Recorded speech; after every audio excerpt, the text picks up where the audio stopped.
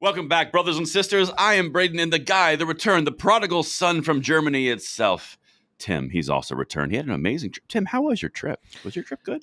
It was good. It's been a while. I haven't traveled since the Wuhan Weezer thing. Oh, Yeah, oh, and not so the Weezer. in the United States, I've just been driving everywhere, and so Primary Arms said, "Hey, we really could use you over at the IWA show in Germany, which is like SHOT Show here in the United States, but for Europe, right?" And it's primarily around sports shooting, like hunting and target shooting. There's no such thing as self-defense in most European countries, and Right. so it's a little bit different from that regard. But yeah, we did that, and then we took a flight over to Istanbul, Turkey, and got to check out the SAR factory, where the SAR series of handguns and stuff that are coming into the country right now. We got to see that and play with some stuff. We'll have some videos coming out pretty soon, but it was an interesting trip, but very much glad to be home. Awesome. Well, I'm glad you're home. While you were off gallivanting across the world, playing with hunting shows and lederhosen and stuff, having a good time. We were suffering over here. We had so many things. I've got to catch you up, man. You do. I mean, goodness gracious, we had the ATF director being an absolute expert, and he brought experts. I mean, we had a State of the Union, which was amazing. Oh my goodness, Hochul made an appearance. Dude, we have got to have some fun, but.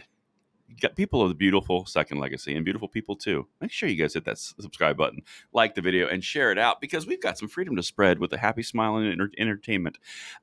Tim, what would you do if I told you Rand Paul might potentially, maybe not probably, but has talked about being the minority leader in the Senate? Would you be happy or sad? Oh, I'd be very happy with that. I love Rand Paul, and but unfortunately, I think he is not the favorite of many of the establishment rhinos that seem to dominate politics within both chambers. So I don't know how much of a chance he actually has at attaining that position, but I think he would be a great leader. What would you say? Oh, no, I'm in the exact same boat. I'm on Go Team, and we're going to walk through a few things. I brought some fun little receipts, which are very Go Team endorsements. But yeah, to your point, like the odds of him overcoming the establishment in Washington, because the establishment is getting weaker. I think objectively it is kind of like dying a little bit, like that 80s remnant, 90s remnant of politics is kind of dying. But I don't think it's quite ready to accept Rand Paul, because the establishment really doesn't like him. No, because he's just too conservative for the fake conservatives, right? He actually exactly. He actually believes what he says. He doesn't just get up there and tell you a bunch of lies and then secretly behind closed doors does the exact opposite, like the rest of the Republican Party. He's the outlier. Or he's really a lot better hiding it. He's much better at hiding it. I mean, like, he's an expert at hiding it. But I'll tell you, he's not trying to hide it really well. I'm going to walk you through a few things here in a second. Okay. But here's what he did about 2 days ago, right? So I'm going to paint this picture for you. He gets a wild hair, right, after he goes in and he, like, basically lambasts on the floor of the Senate, all the spending earmarks and all the stuff. Very Rand Paul-like, right? Right. Well, he puts out a poll and he's like, hey, so if we're going to do these three people to be Senate minority leader, who would you choose, right? So he's got John Cornyn. Oh, we don't like him. John Thune, and then Rand Paul is in the actual vote or poll that he put up. Well, Dr. Producer, throw that up there real quick. He got 97% of the vote between the three of them. Yeah, like I said, the people love Rand Paul. And talking about earmarks, what I think is funny is about earmarks. If you go back in time, not that long ago, one of the principles of the Republican Party was no earmarks. Right? We don't support them. And then you take a look at the Republican Party today. It's like, look, all the earmarks we got to vote for today. Let's get to voting, guys. It's like so many ears, so many marks. Yeah. If you wonder how a government goes wildly into debt, that's one way. Yeah, that's very true. Yeah. I love his politics. I mean, certainly, like most politicians, I don't agree with all politicians all the time, and I don't get into politician worship. But as far as conservative politicians go, I would say Rand is pretty high on the list of, the real deals, if you can put it that way. Right. If one can, he would be the closest to that potential right? Right. I'm totally with you. So let's walk through for the people of the Second Legacy, just in case they haven't been watching a lot of stuff. Give me your initial thoughts to John Cornyn being the Senate minority leader for the Republicans. Yeah, I would rather sit and look at pictures of Hillary Clinton's cankles for 2 hours than even consider him. Not the cankles. Yeah. Yeah, I can't do that, dude. That's a bridge too far for me. How about you? I know See, you kind of like the you see, guy. you're nice. I don't actually. You know, it's funny because while it's a bridge too far for you, Yeah. you can actually see the bridge. To me, the bridge is so far away, it's a dot. I can't even see the river. Well, That's how far away I am from that bridge. Well, see, I actually just want to have line of sight of the bridge so I can laze it, so I can call in an airstrike on the bridge, so he can't cross it. But yeah, So I think we're on the same page. No crossing. Yeah, I got you. Yeah. So John Cornyn, for the people of beautiful Second Legacy, John Cornyn is the guy who's responsible for so many gun control apparatuses being instilled through the establishment over the years. I mean, I don't remember his first big failure, but I know that Fix Nix was up there. That was one of them. And then he came forward with the gem, the everyday, the oldie but a goodie, safer Senate bipartisan BS that Chris Murphy negotiated in with him. Dude, John Cornyn, no. Right. When he partners up with Murphy, I mean, that's all you need to know. No, that's exactly right. That's like hugging a cactus and then wondering why you get poked a lot.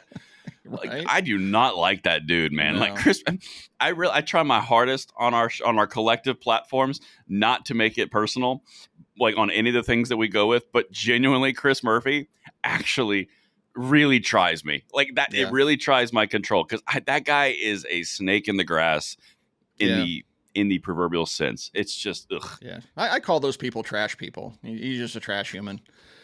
Just take him out, put him on the curb, let the truck pick him up, and be done with him. Well, yeah, but you know the thing about that, and this is the really sad state of, I think our politics, or at least our, I don't know what the best word is, whatever. Let's just say politics.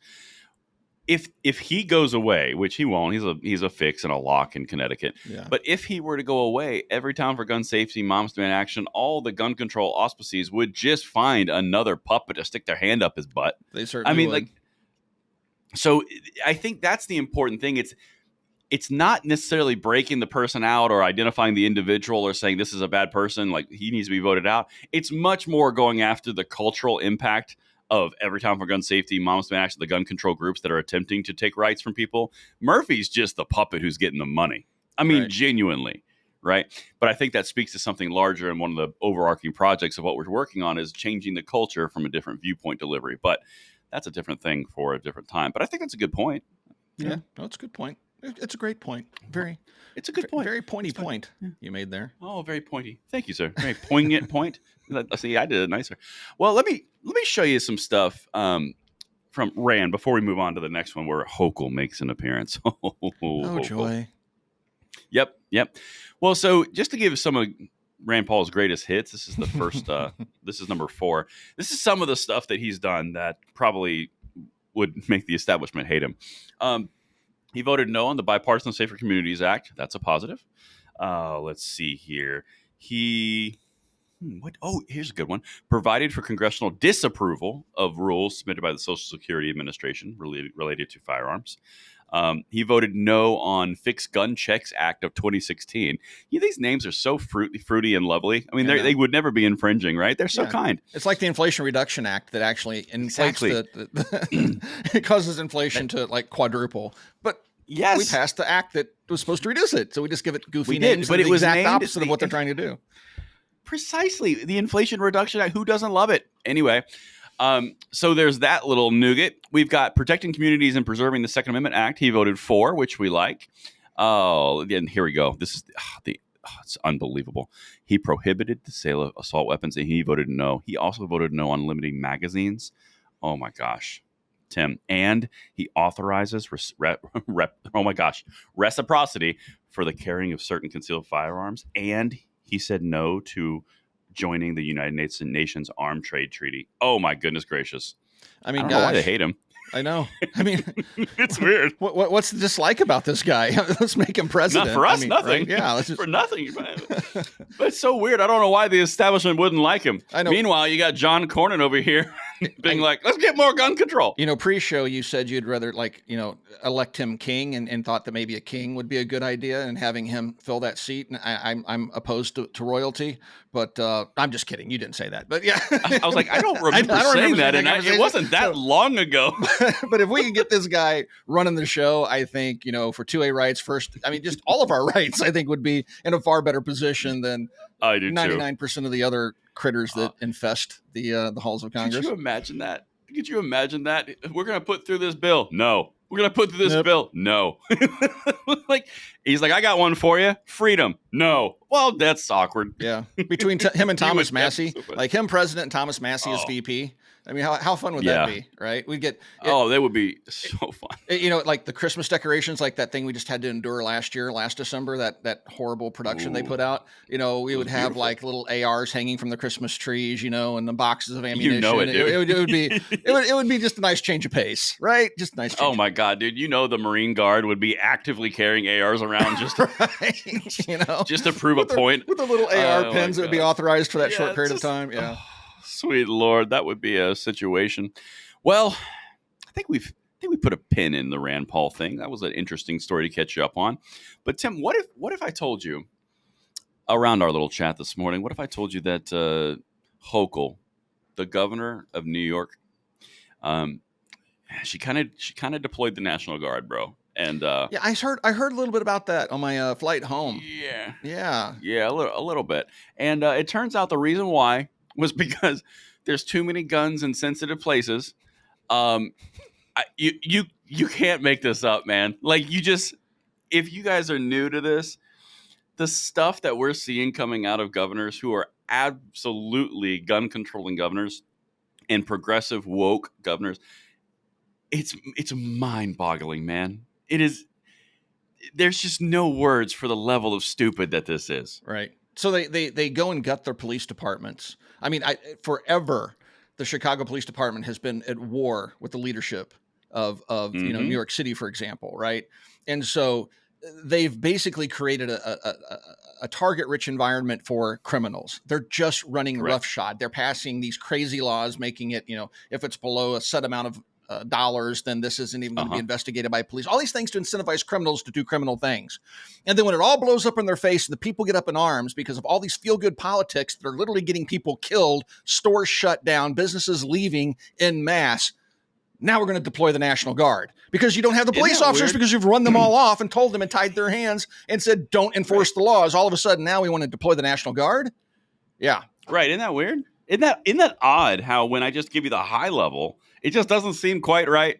Right. Yeah. Well, let me show you a few things here. And for reference, Doctor, this is number 6, just to throw it up for the people so they can see the article. But let me show you number 7 here, Tim. Here's some actual numbers. Overall, cops have seized 53% more weapons, which includes guns and cutting instruments from people arrested in the subway system. Basically 316 weapons compared to 207 during the same period last year. So 53% more.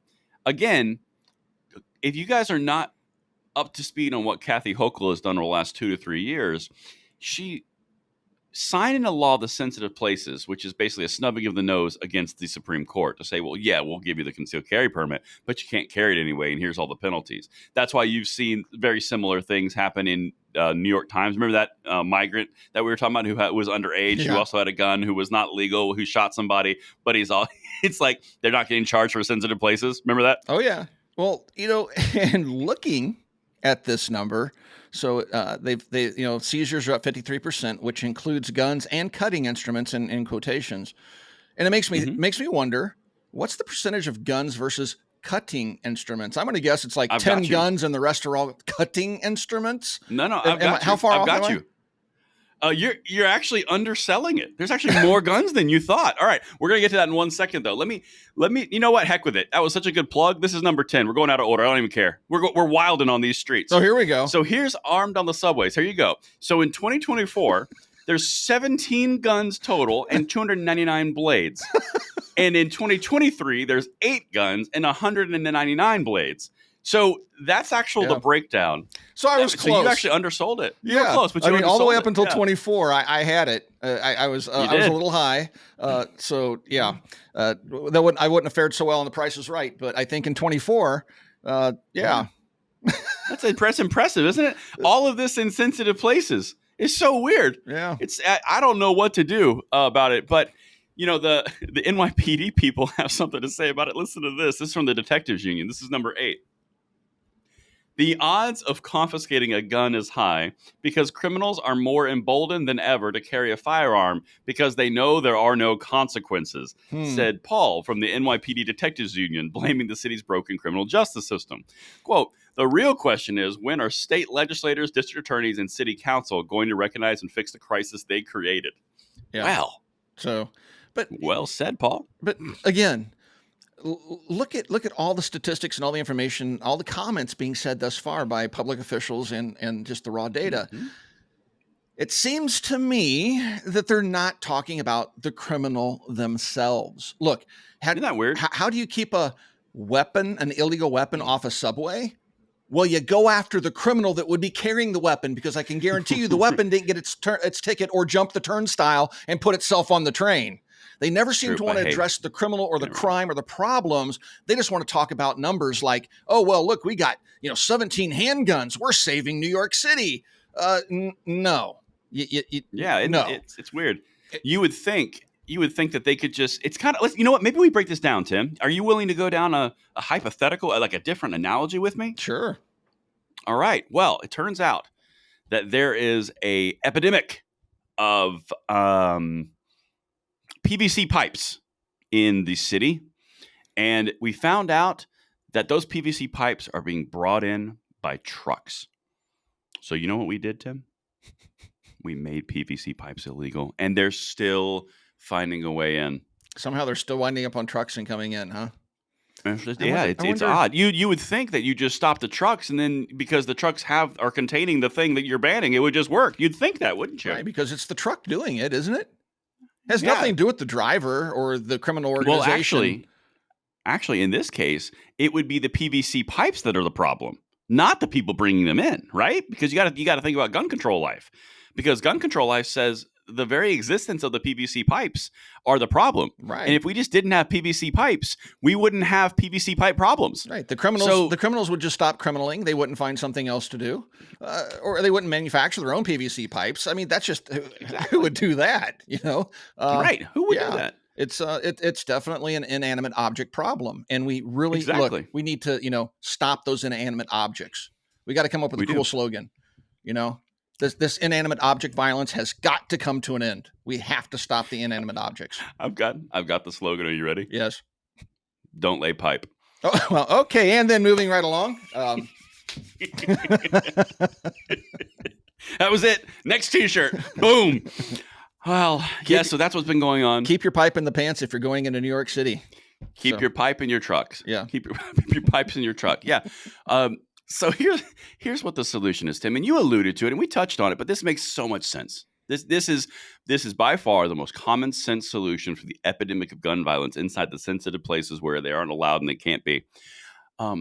Governor Hochul this week deployed 750 National Guardsmen, along with 250 state and basically Metro Transit Authority police to check riders' bags at busy stations. So you're just going to go straight to checking bags and not arresting criminals, huh? Isn't that sounds very similar to what was that, stop and frisk? Stop and frisk. Sounds very stop and frisky. And weren't the leftists kind of opposed to that? Only if you mean rabidly. Yes. Okay. Yes. But now they're using the not very bad. Now they're not using police to do stop and frisk. No. Now they've involved federal troops, and I don't care what you say. National Guard go to federal training. They get federal funding. They're armed just like the Army, and they get deployed just like the Army. So the National Guard, in my mind, are federal troops. So now they have federal troops policing the subway systems, and but it's got a different name, doing the stop and frisk Guard thing. So now it seems like we're devolving here a bit, but I could be wrong. Are you thinking about a Bruce Willis movie, Escape from New York? Yeah. And I'm also thinking of this little thing called the Posse Comitatus Act. But let's not. Oh. Yeah. Don't you get intellectual with me, sir. This is a podcast of two rednecks talking about gun stuff. Oh, I'm just kidding. We're actually pretty smart sometimes. But yeah, it turns out, Tim, that's the solution the whole time. We could have just deployed the National Army and all crime would go away. You know? Because if the criminals don't have guns, they're not going to do criminal things. It's so obvious. Yeah, and and like so Biden obvious. said, we'll just bring in some F-16s and Mhm. who is that guy Swalwell that has that secretary of Fang Fang Fang Fang. Fang Fang Fang Bang Bang, yeah, Fang. the Fang Bang Bang, Fang. No, yeah. Bang Fang is the action. Fang Fang is the name. And didn't he You say got to he do it wanted? right, Tim. Did he say that the government has nukes? And so we went from F-16s. I Yes. think the Fang Bang said that he was into using nuclear weapons on American citizens. Interesting. So yeah, they got the National Guard. Let's just go ahead and call in the attack helicopters, and we should be able to square this pretty quickly. Solve the problem. Solve the problem. We went from Escape from New York to World War Z real quick. Yeah, absolutely. That was quite the journey, but that's happened while you were gone. Okay. So that's a thing. And I just would like to recap something that I just find so fascinating before we move on to the G3 segment, which I'm real excited about, by the way. So if you zoom out a little bit on this, Tim, and anybody watching, zoom out on this and understand what just happened. So we started about, I think it was like 10 years ago. Giuliani's run as governor, or excuse me, as mayor was 10 to 15 years ago, roughly. Don't quote me on the exact time. Stop and frisk brought down crime in New York City across the board, and the left decried it as XYZ, fill in your ism here. Okay. Then they stopped doing it. Then crime started going up. Then they decided to continue their assault on the Second Amendment.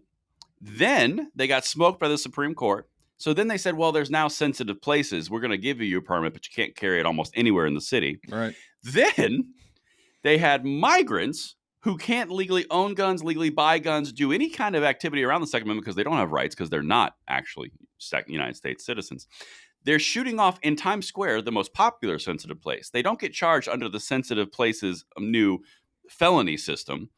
And now you've got the National Guard going down to a sensitive place to stop guns because guns can't exist, but because they're there, you got to send the National Guard in because the police have been too defunded. Did I sum that up nicely? Yeah, that sounds like really solid leadership, doesn't it?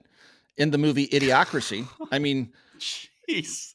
It's stunning stupidity. And the fact that roughly half the nation supports the party doing this. Now, look, I'm not saying the Republicans are perfect. I have plenty of beefs with the Republican Party.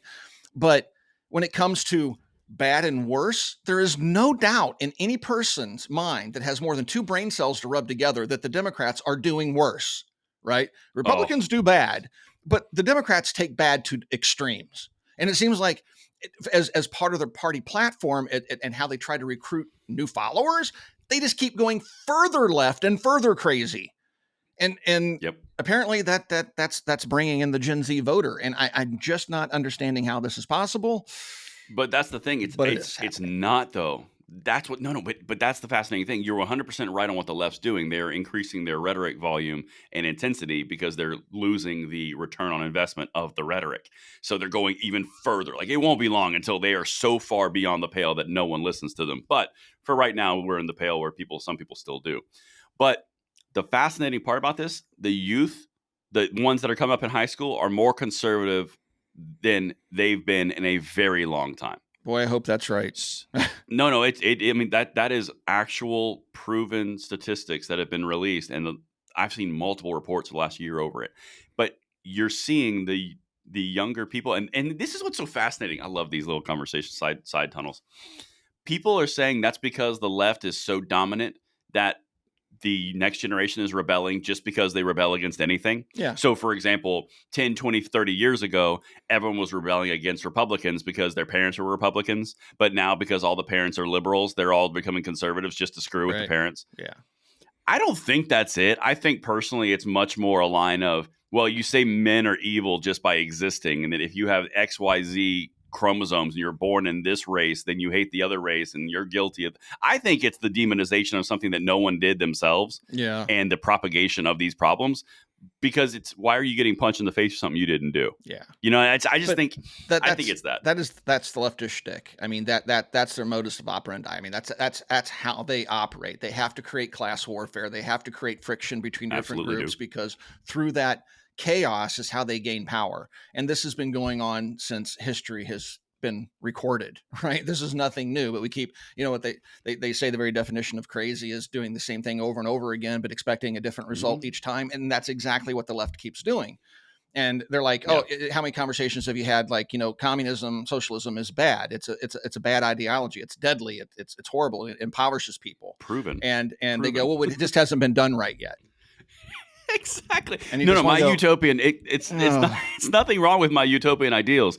People before me who just did an entire nation, the second biggest one in conflict for 20, 30 years with Right. the United States in a Cold War, they just didn't do it right. If they weren't Soviets, it would have been fine. Right. And if they weren't Chinese, it would have been fine. Right. And if they weren't German, it would have been fine. Right. And Czechoslovakian. And if only those people had just done it right every single time it's been tried, it fails miserably. Yeah. It is mind-boggling. But they love it. The promise of free stuff is just too powerful. I don't even think it's free stuff. I don't think it's free stuff. If you're talking about the psychology of it, I don't think it has anything to do with that. I think it has to do with the idea that in socialism, you are being relieved of the concept of competition, and you are being relieved of the potential outcome of lesser than because of your performance, right? Because meritocracy, I think it's a protection and an insulation from life choosing you or not choosing you. That's what I think that it is. It can be defined as equity. Some people would say equality, but basically everybody's equal. You're equally poor and you're equally impoverished. You stand equally in the breadlines hoping for food that day. That's what the Soviet Union was. That's what Cuba has been. That's what China was until recently when they tried to marry capitalism with Marxism so they keep the regime of heavy-handed government rule and being in every aspect of your life. But they also realize you're not going to get anywhere in this world without capitalism. Capitalism innovates because competition causes innovation, but we don't need to go down that rabbit hole. But yeah, it's no. Crazy stuff. I think we should do an episode on that. We should. I would really love to get somebody like Rob Ski from AK Operators Union on. I know several folks within the 2A community that lived under communist socialist regimes, and they can tell it to you plain as day what you can expect. It is not utopia. It is not utopia, but that's what they continuously seem to think that's what's going to happen. Oh, we'll just all hold hands and be equally poor and, kick around in our dirt hut, thatch roofed homes and just be happy because we're all equal and none of us really has to go to work. It doesn't work that way, folks. You don't just get a paycheck in the mailbox and buy your Xbox and sit on your iPhone because none of that stuff would exist. Anyway.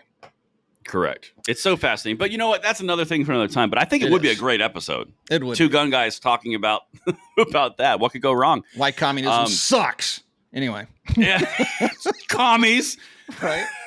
G3. Can't have an episode without Tim yelling at commies. I know. I'm trying to get to your baby here, but you started yelling about communism. You know that's an easy diversion for me. It doesn't take much. Oh, it's so easy. It's so easy. But another one of your easy diversions is your first episode or first portion of G3. Take the wheel, sir. All right, G3. So, I haven't really been following the goofy gun grabbers on Twitter a whole lot during my travels. And so when I came, back to do a little bit of digging, it didn't take too long to dig, or didn't have to dig very deep, should I say, because old K-12 Davey at the school shooting database had this little gem, and this would be number, 11, Doc? All right, so Brandon Lopez, 16, a member of the chess team at his high school in Philly. He was caught in a crossfire when dozens of shots were fired at a group of students waiting for the SEPTA bus after school, which is a public transportation bus, not a school bus. Unlike yellow buses in the suburbs, city kids take public transit. Now, I was going to chime in and write something about this, and I couldn't resist. But first, I want you to see some of the comments. So people pretty effectively took care of what old Davey had to say. But before we get into the comments, what do you have to add to this? So this story, I haven't covered it on my channel, for a few reasons, but genuinely, for you guys at home who have not heard about this story, effectively, there were 4 days in a row, back to back to back to back, where there were shootings at actual school bus stops that were done in the same area of Philadelphia. So 4 days sequentially, right? And it was always multiple young scholars that got out of cars, popped off a lot of rounds, got back in. I mean, it screams gang initiation, screams it. Like you cannot look at this and go, oh, it's not that. No, it's impossible, which is why you aren't seeing this covered, because it's funny. Shannon Watts actually put out some tweets. That's right, Shannon. I still see your tweets, even though you blocked me. She put out some tweets where she's like, how is this not national news? And then you look at all the details and you go, oh, that's why. Yeah. Because I can tell it's exactly that why obvious. it's not national news. Right. Because it doesn't fit their narrative. Exactly. It This is doesn't fit the narrative, and it would undermine gun control completely. But the other thing that really bothers me about this, and this goes to something that you just said in your last segment, unlike yellow buses in the suburbs, city kids take public transit. Okay, are you trying to make is that like those rich people in the suburbs, but us that's poors, we exactly take. what that I'm is. like, are you trying to do division based off of economic Mm-hmm. disparities because of public transit? Well, I've got a little nougat for you. Yellow buses in the suburbs are also public transit. They're just dedicated only to children. They're still covered by the school. They're still paid by taxes. This is not the issue that they're trying to make is those rich suburb kids. Yeah, it's definitely class warfare, which we were talking about. But could you imagine at 3:45 every day in downtown Chicago, thousands of school buses suddenly clog the streets that are already clogged from commuter traffic trying to get Right. home? So it doesn't Doesn't make make any sense in big cities. So him trying to play this class warfare like these suburb children get treated much better by the government than these inner city children that are forced to take public No. transportation. As you noted, they're both public transportation. One's just dedicated to the school because they have to travel vast distances in areas that are wide open. Like where I live, I have a school bus drop my kids off because we're miles from the school. And this doesn't work in big metropolitan areas because if traffic jams are already bad, they would be even Correct. worse. The children would never get home on time. So anyway, right, and it's just like, why would you? This is something that just boggles my mind, man. Like, and please let me know if I land this thought in a decently articulated way. The left, particularly when they're looking at dividing people into demographic buckets, like when they're trying to do class warfare, like this last little snippet, which was literally just a dig into the socioeconomic realm, they always try to do this angle of, well, there's something different. So obviously there's this negative outcome, and it's because XYZ, and it's clearly because they're in cities, and it's clearly because that's a disparity. And it's like, if you thought that out, to your point, why don't we have dedicated yellow school buses that would double the traffic on roads when you already have buses that are running from the exact same areas that are already part of the infrastructure in the city?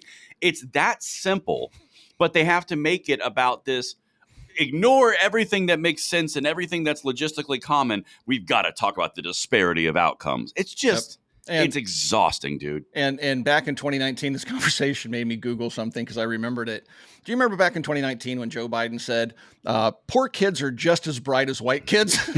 Yeah. Yes, I do. And I try to block it out. This is when the racism of, Uncle Joe and the left in general kind of bubbles up when they don't intend it to. Those hot mic moments when they had that Freudian slip. Oh my God.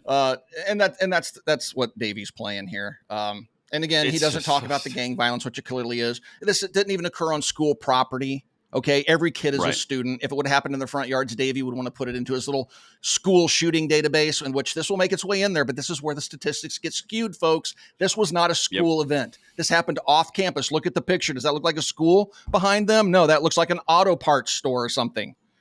Right. So it's just, yeah.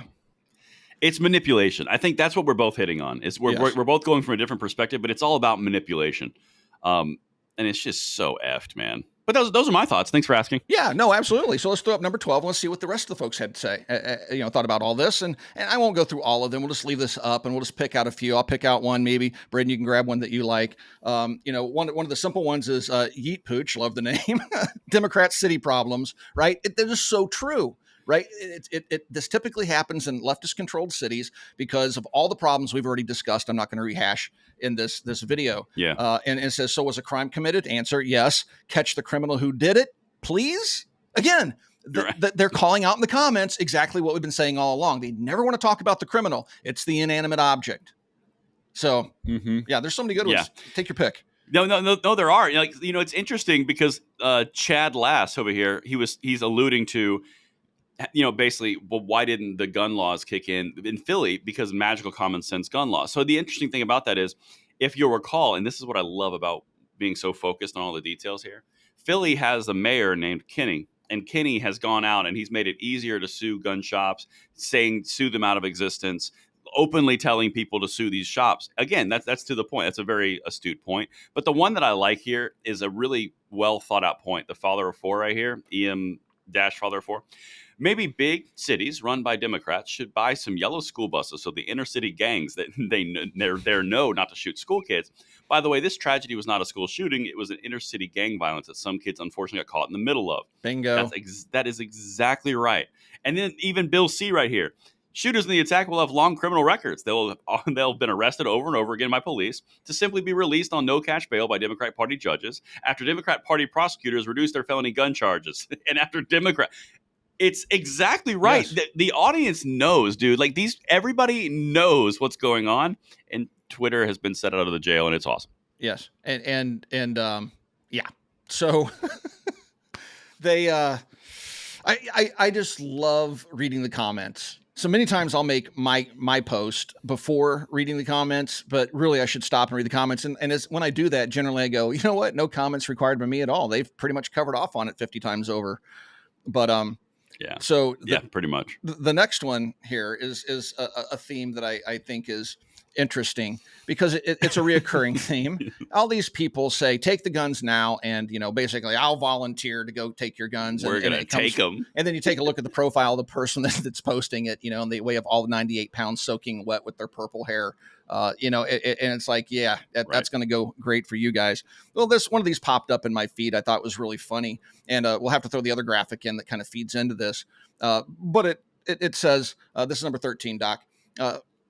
These women are holding up signs, give up your guns or we will take them. And what the implication there is they will take them. I guarantee you these nice ladies aren't going to stack up at anybody's front door. They're expecting somebody else to go do the dirty work and get their lives lost and their families devastated because of their political agenda.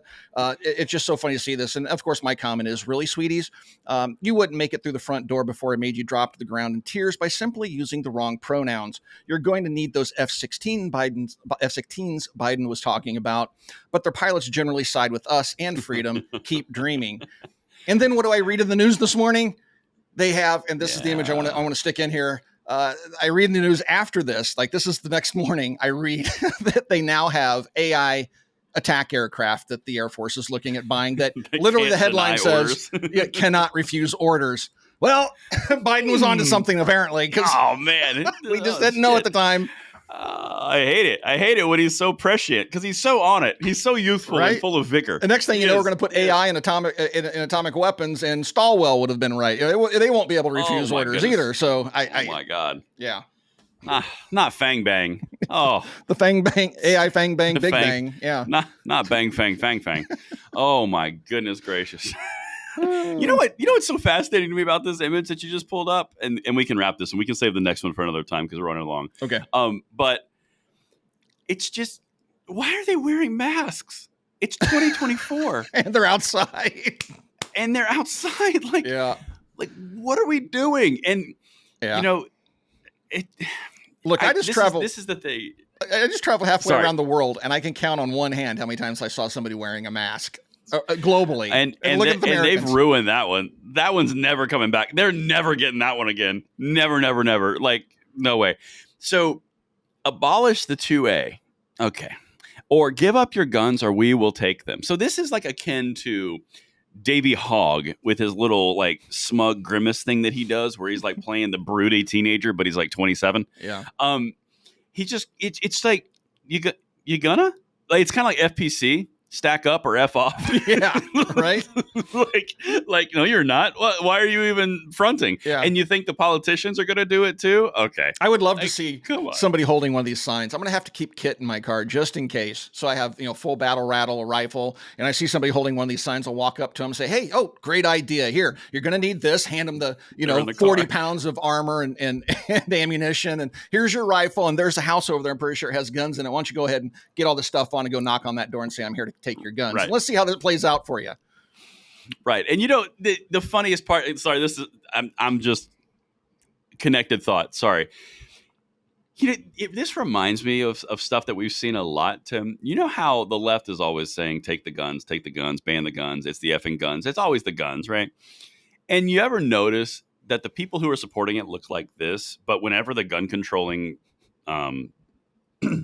legislatures come out, they always have grandfather clauses, and they always have the way to keep the guns that you already have every time. Yeah. Because if they don't, they'll violate the takings clause and it'll be ruled unconstitutional immediately. Right. So, like, I want to know what these people think about that. Like, I would love to hear that when they ban assault weapons in places like New York City or California or Illinois, like Chicago, I really want to know what the lefties think about them putting in grandfather provisions, because the entire point is guns, but you can keep all the guns, you just can't buy any new ones. It's like, these things last for over 100 years, right? If they're barely maintained. Right. Yep. It's And you never hear them screaming, "It's the knives." If you go back to the chart that we showed earlier talking about Holcomb, in 2024, 17 guns, 299 blades. But you never hear them say, "It's the blades. It's not the 300 blades. It's the 17 guns." It's like oh. Anyway, I think on that note, folks, we can wrap up today's episode. It's good to be back in the United States. Thank you for watching Second Legacy, and we'll talk to you guys soon.